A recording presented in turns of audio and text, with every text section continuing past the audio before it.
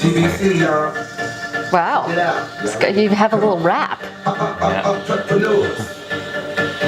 Cool. Entrepreneurs. Check it out.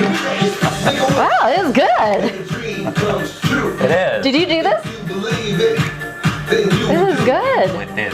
Wow, I'm impressed. I could totally hear this at a club. Yeah. It's Entrepreneurs Club. Yeah, it's good. Here at GBC, let's do it. Let's do it, do it, do it. Here at GBC. Let's do it, let's do it, do it, do it. Oh, good. Let's do it, let's do it, do it, do it. 许愿之后，梦想就会实现。 Oh, it's bilingual. Oh my goodness. Awesome. 在中国的心脏，这条企业大路，梦想家和实践家全部都热烈入驻，创业家 GBC。 Oh, it's very well done. Entrepreneurs. Crazy part is coming. Oh, there's a more crazy part. Yeah. Entrepreneurs. Let's go.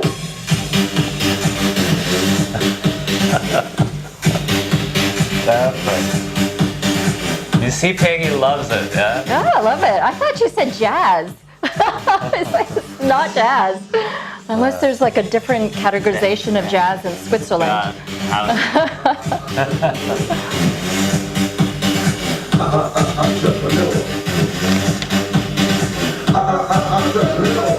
GBC. Let's go. Perfect. Awesome. Okay, cool. My name is Mars Puyang from JUCCCE, and today we have Peggy Liu, who has been at the heart of the greening of China over the last decades and consult companies and governments on sustainability and cross-cultural collaboration. Peggy is chairperson of Join Us China collaboration on clean energy, which is called JUCCCE, an NGO accelerating the greening of China for a healthier world. She co-founded JUCCCE out of the first public dialogues between US and China governments on clean energy. Awesome to have you here, Peggy. Thank you, Mars. Really appreciate for your time. You got my blood pumping with that club music. I'm ready to go now. Okay. Yeah, cool. Awesome. Yeah, actually it has been a long time that we wanted having you here and talking about those interesting topics that we have. We know that you have different topics to talk, but I'm sure that most of them are connected to social entrepreneurship. Yes, change making. Yeah, of course. Change making. At scale. The bigger scale, Cool. I just want to go through the topic that we have, which is all about China's soft power on the Belt and Road. Yeah, which many people are interested in that, and we just want to know. Actually, I'm not sure many people are interested in that because I travel around the world, and honestly, I'm like, do you guys know about Belt and Road? In the world, and I get but like in China, most stares. of people they're following that because most of companies they think that okay, if they can join Belt and Road program, yes, there's money. By the support of government. Yes, of course, it's sort of. Most part of that is economy. Yes, it's related to economical activities that China is going to make it. But what is the definition of Belt and Road? What is that exactly? And Belt and Road has to be the worst name for an initiative maybe ever. I mean, because Belt is actually these train systems, right, that run from China to Russia to Europe, and road, believe it or not, is actually the maritime routes to Southeast Asia, to Pakistan, down to Kenya. So that doesn't make sense at all. I mean, the road should be the road, right? Yeah. But whatever.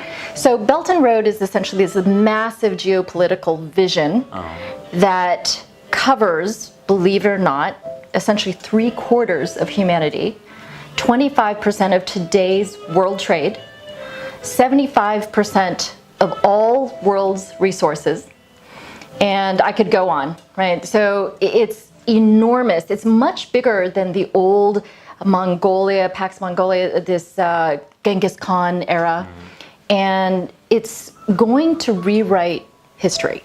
So if you don't know about it, your ears should perk up, and you should follow the story. What is the relation between Belt and Road and the Silk Road that we had? Because there are some, it used to be called Silk Road. Marco Polo. Yeah, there are some countries which we now them in Belt and Road. We now have them in Belt and Road, but we don't have them in the Silk Road.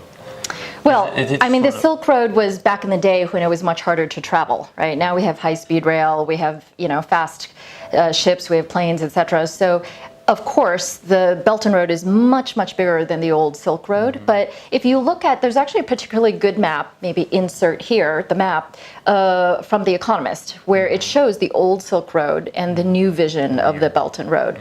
And of course, Belt and Road, the routes are quite malleable. It's, really whoever wants to sign up at this point. The vision right now encompasses 65 different countries. As of today, they have, I think, 56 agreements, bilateral agreements signed with these countries.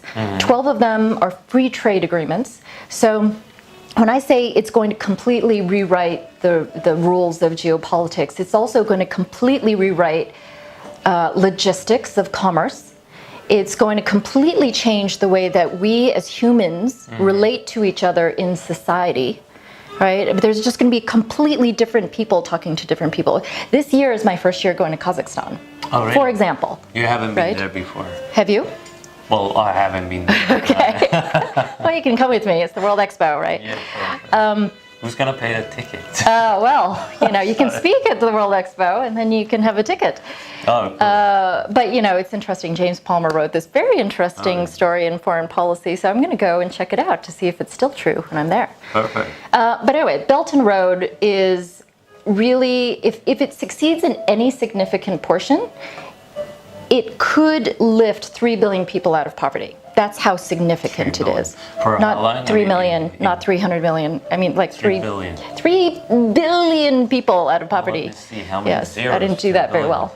It has 9 zeros. Yeah, well, just a lot, right? A lot. It could be, I think it's like McKinsey said, maybe 80%, 85% of the global growth of GDP by 2050, or to 2050. So it's just massive. Essentially, what this will do is make it easier for people to ship goods that they've made, to sell to China, to any other country. And of course, when you ship goods, you can sell them. When you sell them, you make money.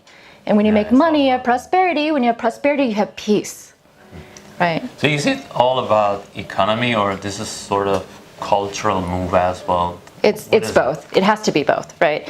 I mean, I think that we have learned, we meaning like China as a whole, has learned that if you just do an agreement, an MOU, a memorandum of understanding, without the cultural knowledge of cross-sector and cross-border collaboration, that you don't get true programmatic collaboration. You don't get tangible results. You don't have something that you can take a picture of, right, and put it in a newspaper.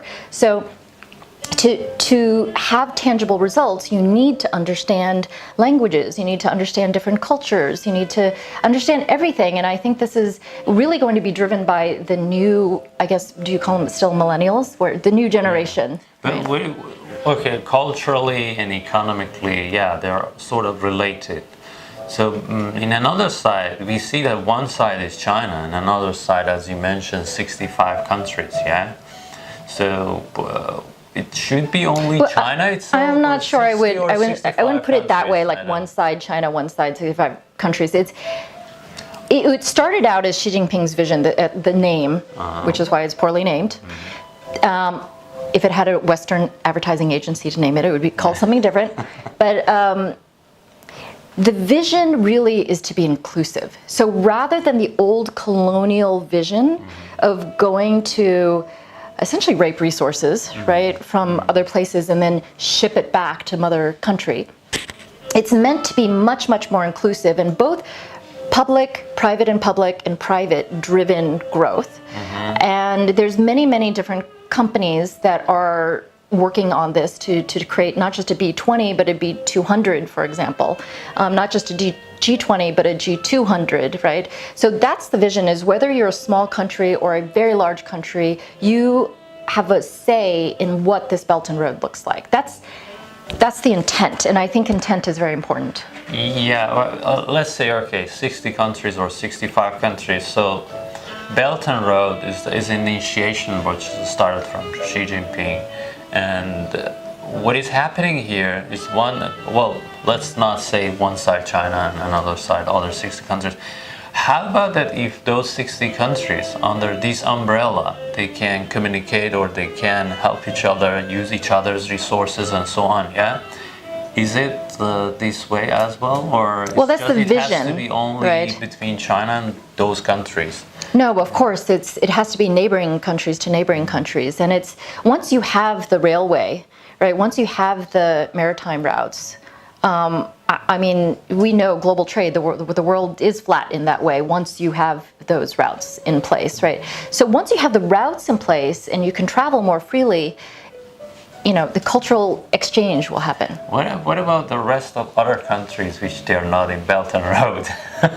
Well, what could be? I mean, why not them? I mean, America is not on this map currently. South America is not on this map currently. Australia and New Zealand are not on this map currently, right? Is there any specific or any reason for that, or this is happening only because of geography of these countries? Well, I mean, thank God, wherever wood is, we don't have the melting of the Arctic yet. Yeah. So you can't yet go through the Arctic passageway. Yeah. But, you know, I think that this is about separating the isolationists from the people who are connectedness or connected, I don't know what the term is, but wait, isolationists and connectedness, for lack of a better term, right? People who see a new world order, which is together. It's as if back in the 1950s when JFK created that great vision, right? It was a huge, ambitious vision that sort of caught the world by imagination, certainly America. But what did he say?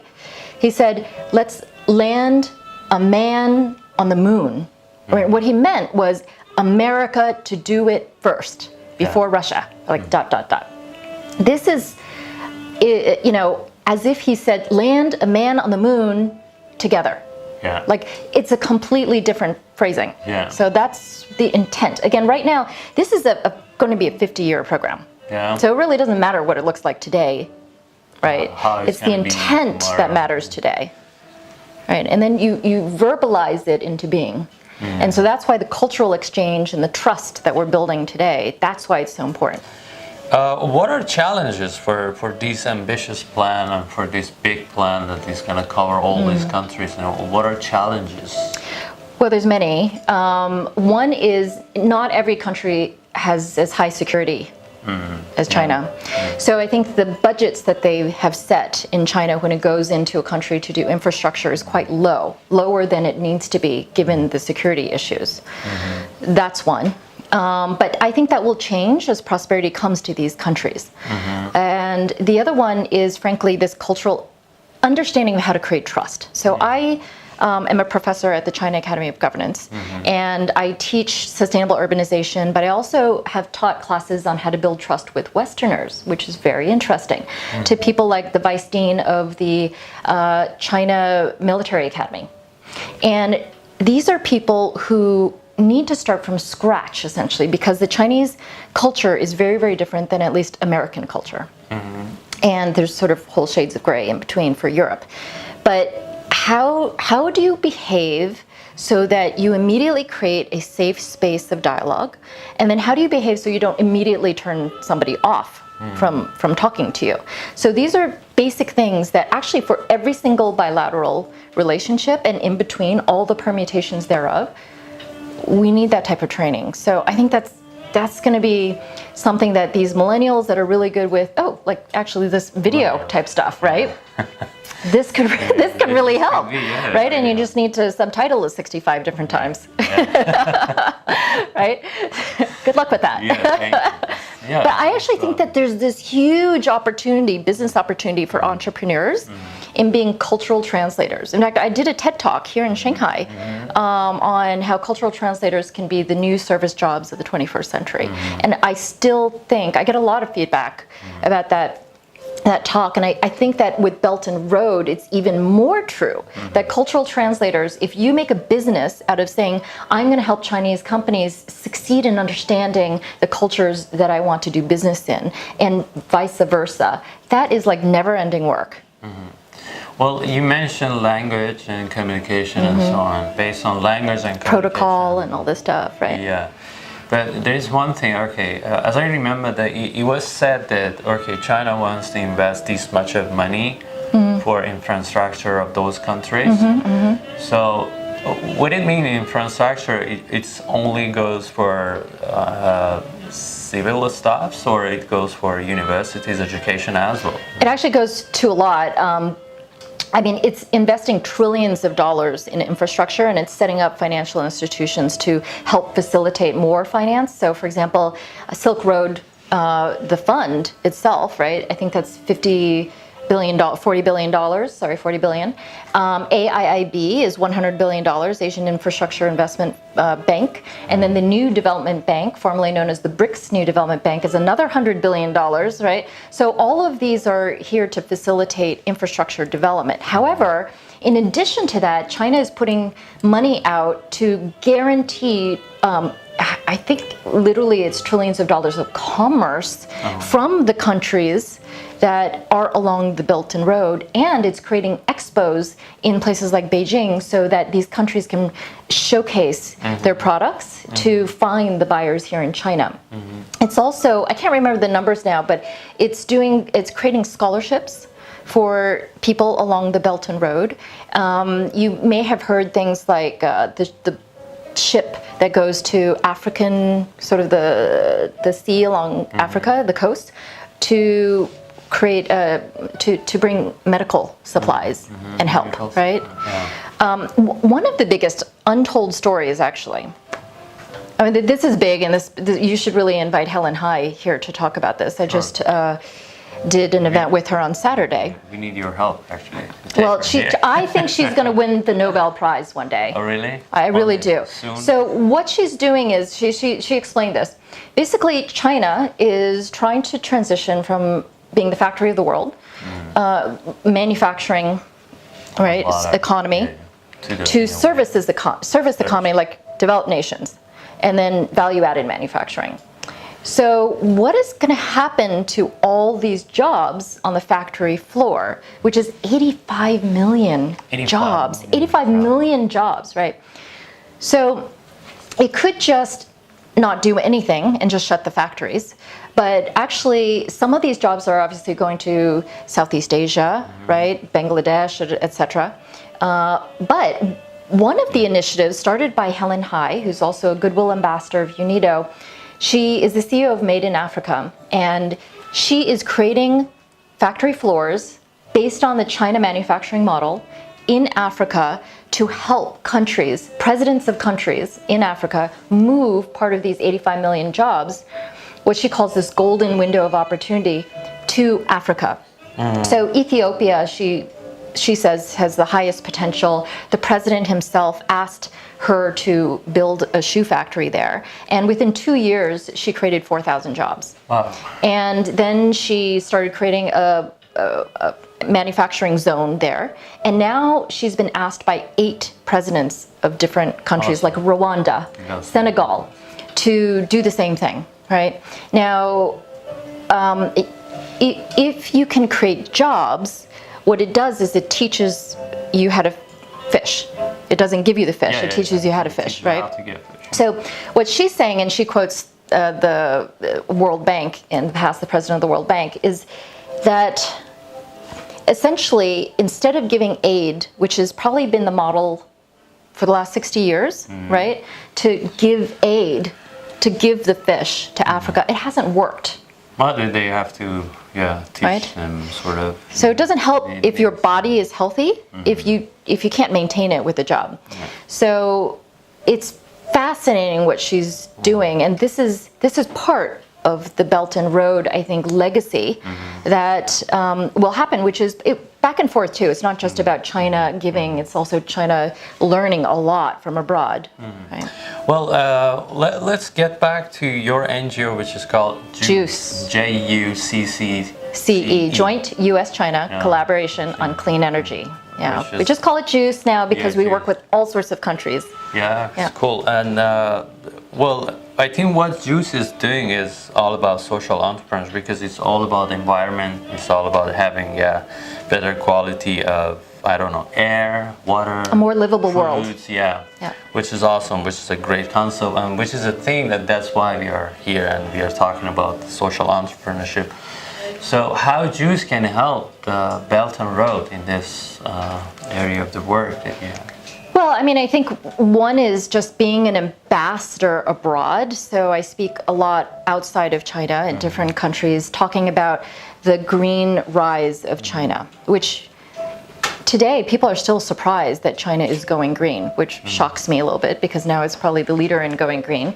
But as I tell this story, it helps shift people's perception of China. Because what I do is I don't just say, here are the statistics, but I talk about the motivation, the intention behind this change, and what is the trajectory of this change, and what is the China dream, what is the vision in the future. So that allows people to create the foundation of trust, right? Understanding, transparency, a little bit, right? It lays the seeds. Obviously, I'm just one person with so much time, but the impact of the newspapers and the press that sometimes I have the opportunity to tell my story in can change a whole nation's perception of China. So as an example, I think it was last November, I spoke at Zero Conference in Norway. And after I did, I met with the ambassador to China of Norway. And he showed me this newspaper, which of course I can't read, but he said, it's a very important newspaper. And there was a big page on my speech. And he said, the reason why this is so important is because of the headline, right? I actually don't know what the rest of it said. But he said, this newspaper is traditionally very anti-Chinese, China. Right? But today it says, can China possibly save the world? Of course. Right? Which, you know, we're a little biased here. We're here in China. But for you know, a country to make that shift lays the foundation for these types of cultural exchanges that are so necessary when we're going to have to interact all the time when we're shipping goods back and forth. So this foundation or this NGO has been created how many years ago? A decade. A full decade ago. We've essentially been at the heart of the greening of China for a decade, which not only follows the entire history of the greening of China, we've been very lucky to actually catalyze some of the largest shifts in the greening of China. So I'm, you know, success metric wise, I'm very happy with how we've performed. We've introduced smart grid into China, which is essentially the skeleton, the backbone of all energy use in a country. And it revolutionizes, like the internet did the telephone, it revolutionizes the electrical grid. And we've, you know, China Dream was something that we were able to catalyze towards a new image of prosperity, melding environmental protection with economic growth in the perception of our national identity. We've taught about 1,000 mayors and central government officials on how to build sustainable cities. And that's why I'm a professor at China Academy of Governance, a lecturer at the China Executive Leadership Academy, Pudong, and the National Academy for Mayors of China. So there's a lot of things that we've done, but those are a couple of the, or I guess 3, of the big societal shifts. And now we're focused on changing the way Chinese people eat. Nice, perfect.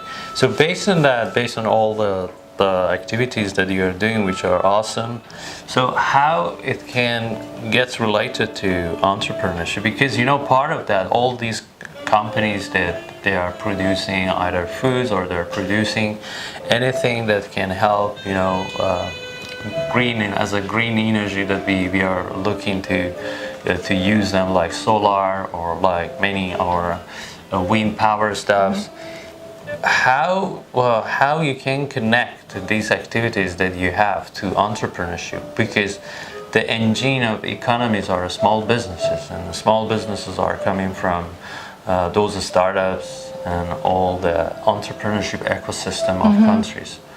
And what China has done for, and how you can have your foundation and NGO in this way, in this path, to push things happen for entrepreneurship, which it goes for green energy, which it goes for having a better environmental ecosystem and so on. How I've learned a lot of lessons in the last decade. I'm not sure we have time for all of them, but my main goal is to make societal scale change, not little events or campaigns that have a blip and drop in the ocean.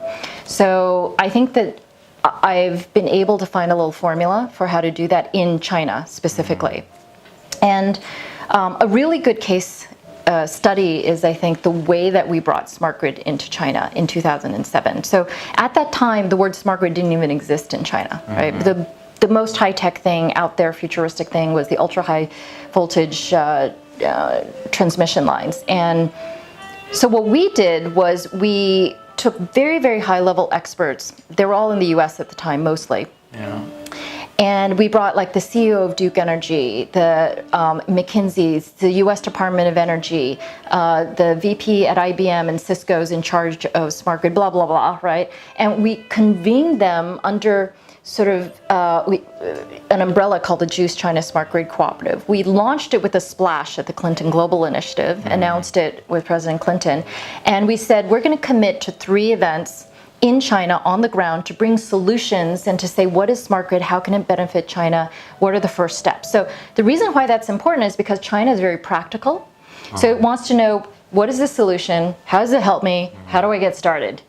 And then what we did right, part of this is luck, right, is we realized that there's only 2 grid companies in China. So this is very similar to a lot of infrastructure stories. So this is as compared to 3,000 grid companies in the US or more. Right? So in those 2 companies, one of them covers 80% of the landmass, right? So obviously you want to start there, the state grid. Now in that company, the state grid, there was only one department that looked at new technologies at the time, SEPRI. Now in that department, there was only 2 people that talked to foreigners.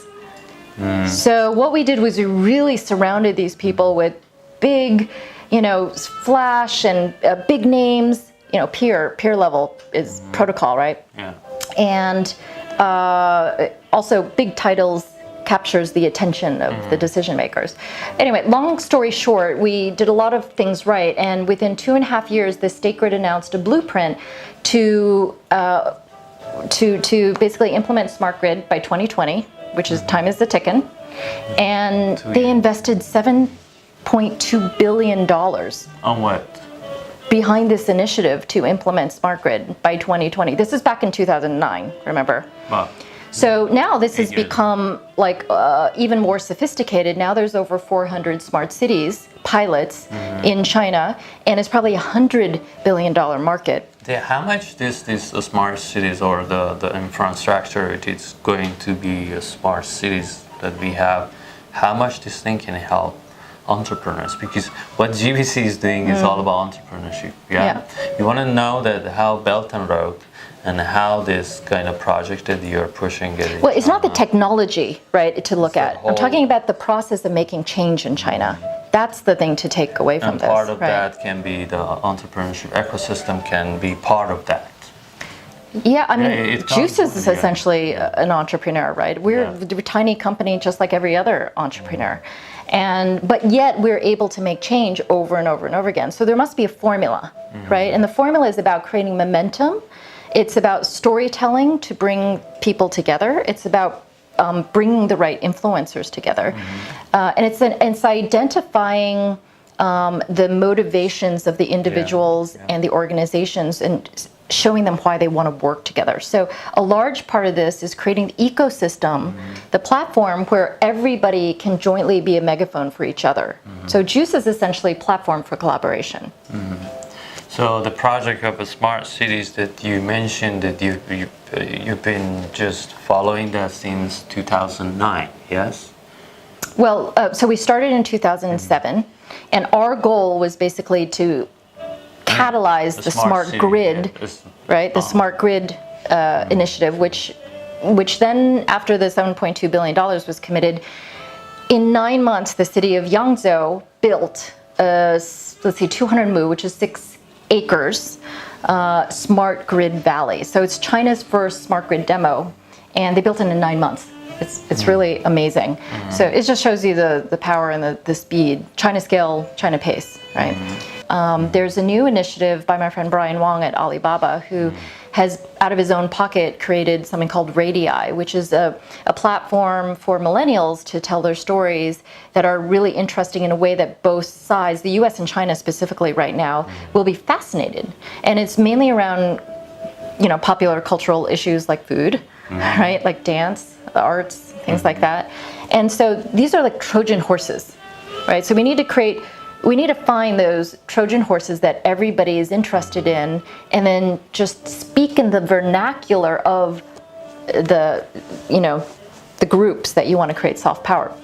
The problem with China is that we've never, this country hasn't yet spoken the vernacular of other countries well. Yeah. So we're working on that, right? We're working on it. Cool, awesome.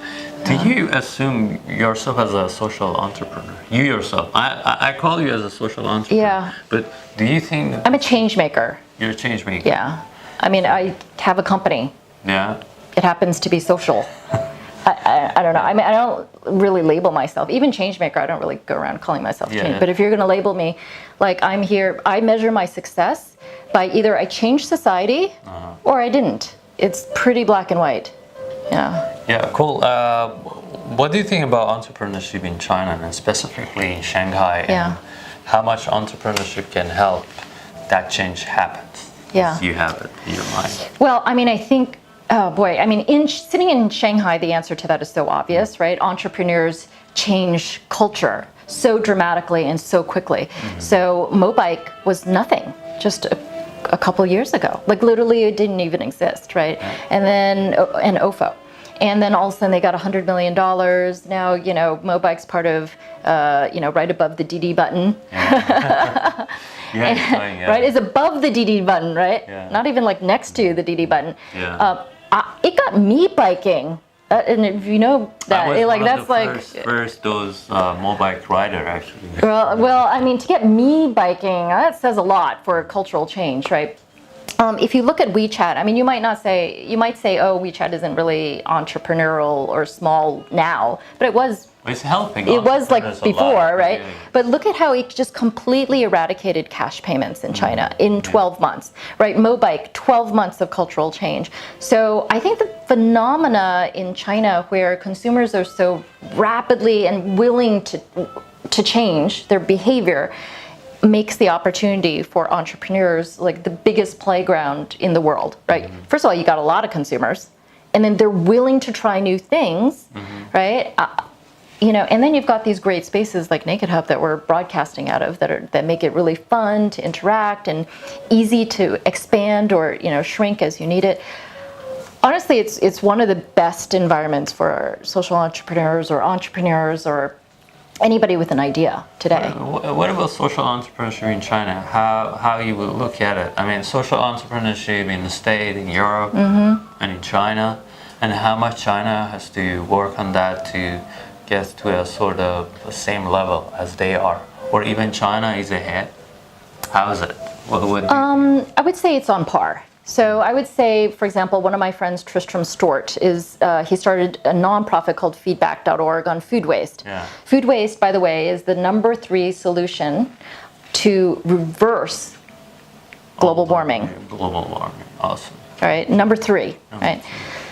So just food is 8 out of the top 20 solutions to reverse climate change. So anyway, he decided that he would take leftover bread. 20 million slices are thrown away each year in the UK alone. Oh. Right? Because you can imagine like all that lot, stuff on yeah. supermarkets. And that's just UK. UK is like this, right, compared to China. So what he's done is he has this recipe for taking old bread and turning it into ale. Right? And so he's created a company along with a microbrewery called Toast Ale. Toast Ale. It's actually quite beautiful. And well, I don't really drink beer, so I looked at the bottle. That was but somebody else tasted it and said it was great. Yeah. I honestly, you shouldn't even listen to me for how a beer tastes. But what's amazing is he's willing to open source that recipe. So if you wanted to start a beer company based on old leftover bread, you could do that with Tristram's help. Yeah, perfect. Now, you've got a bigger market here in China than he does. You've got better logistics system with one-day, same-day commerce, right, and delivery and Kuaidi, really cheap, Crazy, right? a few hours sometimes. And you've got the whole microbrewery trend Goose Island is right next door to me. And you've got people who are willing to taste new things, right? Like, I don't think microbrewery was a word in China just a few years ago, honestly. Like, maybe I haven't been paying attention, but I don't think it was.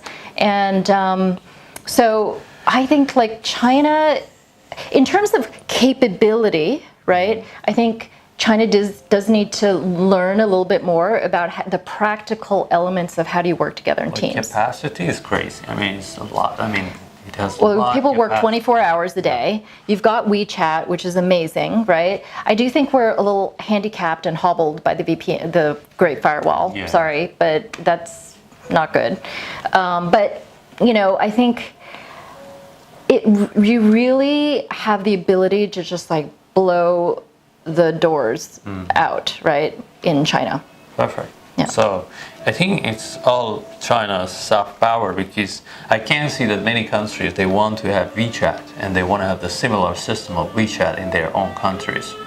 So I think this is a sort of can be part of China's soft power. I mean, the entrepreneurship trend, or some companies that we have it in China, that they're doing great. I mean, they're awesomely crazy and great. But if we have those companies in other countries, of course, those countries are gonna, have better performance. I mean, as you mentioned, that I don't carry any cash in my pocket. Yeah. It's always I'm paying by Alipay or. Yeah, I mean, I'd love it if every country used WeChat, but I think I've heard, you should fact check this, but I think I've heard that in the last couple of years, Tencent has spent $100 million trying to go international with WeChat and not really done very well. What was the reason you think? I honestly think it's trust. Trust. This is because of branding. People, they think, okay, Chinese brand. No, I think it's because they think everything that goes through WeChat is like some person in the government's looking at the content. And my view is, well, you shouldn't be putting anything on the WeChat in the first place, or WhatsApp or Facebook or Twitter or anything that you don't want your mom seeing. I'm sorry, but that's like my personal view. So I don't have much sympathy for that. Yeah, I mean, that's true. I mean, this is sort of controversial issues, actually. Yeah, we'll see. For Belt and Road, actually, that we have, actually, our time actually exceeds like 10 minutes we are talking. What? Yeah, it is. You're like not keeping track of the time? 40. Oh my gosh. We do. I mean, as long as the talk is crazy and nice, and we go on. Yeah, that's the thing. So for Belt and Road, my last question is that as social entrepreneurship, which JUCCCE is doing that. Yeah, it's a pure social entrepreneurship you're doing, actually. And with the policy or the project of Belt and Road that China has, and JUCCCE is going to follow Belt and Road in every single country, or? No, so our secret plan to take over the world, can I tell you that? Yeah, of course. Okay, but shh. Secret. This is you and me, I mean. Okay. The camera is off. Yeah, but what about the guy behind the camera from Switzerland? Switzerland is a part of that. Oh, that's true, very neutral, right? Yeah. Our secret plan to take over the world is to encourage every single government to have mandatory food education. And it's very simple why. It's because food education, changing the way people eat, if they can eat in a way that's not only good for you, your body, but also the planet's body, then it actually helps achieve all 17 global goals, what they call sustainable development goals, right? From ending hunger to gender equality, to climate change, to the fishes in the sea, right? Et cetera, et cetera. All of these 17 global goals, the only program that really cuts across all of them is food education. Food education. So actually Switzerland has mandatory food education for kids. Korea, Japan, and if you look at the obesity and diabetes rates, I mean, look at this guy. He's in pretty good shape, right? Yeah. So, compared to, did you know that China has a fifth of the world's population? You did, right? Yeah. Did you know that we have a third of the world's diabetics? I heard that this is one of the biggest problems in China. Yeah, but that's not even biggest problems. One That's of- like totally disproportionate. It's totally disproportionate, right? Yeah. 20% of our children are overweight. Right? So diabetes alone can bankrupt the entire healthcare system. And obesity is the fifth number 5 cause of mortality here, death here in China. And this is an epidemic that actually is all around the world. It's not just China. Yeah. So every other metric of like well-being has improved because we've gotten richer as a world, except for obesity and diabetes. This is pretty obvious why. It's because what we're putting into our mouths is all this stuff filled with sugar and then chemical crap, right? Cool. So that's my secret plan. Is all these Belt and Road countries, actually beyond the Belt and Road countries, like we're talking to can many go other everywhere. countries. Yeah, Is if everybody more just did food education, the world would be a better place. Awesome, perfect. And you can call it more than Belt and Road then. So that is awesome. So thank you so much for being here. Thank you so much for your time, all your Thank points, you. all your lessons. Well, You learned a lot. I think you can Google a lot of those lessons too. So keep Googling Belt and Road. Thank you so Yes. much. Or by doing. Yeah, By doing, sorry. Yes, politically incorrect. Yeah, I have to make my Chinese better to read Chinese characters. So cool, awesome. Okay, you say 再见. 再见, 再见. yeah, 再见. Thank you so much Yeah. for being with us and really appreciate. Till to the 下次 next 再 one. 见. Yeah. You can talk in Chinese with our viewers. Some of them. We just said the same thing. Yeah. See you next time. Chinese.